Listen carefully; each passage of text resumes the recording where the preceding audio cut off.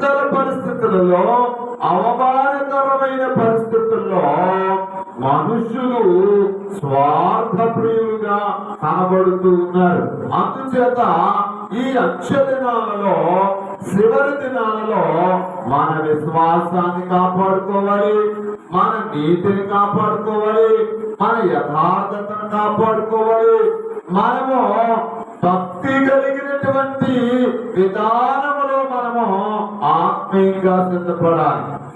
ఇలాంటి పరిస్థితుల్లో లోకం ఎలా ఉంటుంది ఇచ్చని వారి వలె కనబడుతూ ఉన్నారు. కాబట్టి శక్తి కలిగినటువంటి భక్తి, అంత్య దినాలలో గీటుకు వచ్చేటువంటి భక్తి, లేక ఆయన ఎదుట నిలవబడగలిగినటువంటి భక్తి, దేవుని ఎదుట చేయాలి అని దేవుని వాక్యం తెలియజేస్తూ ఉంది.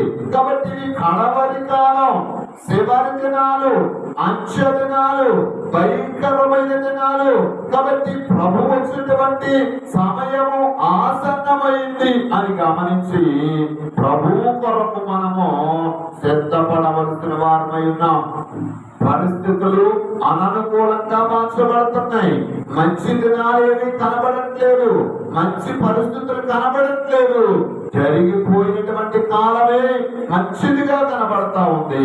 అందుచేత ప్రభు వచ్చే సమయానికి మనము విశ్వాసము కలిగినటువంటి వారిగా ఉండాలి. నీ విశ్వాసము నిన్ను రక్షించేదిగా ఉండాలి, నీ విశ్వాసము నిన్ను స్వస్థపరిచేదిగా ఉండాలి.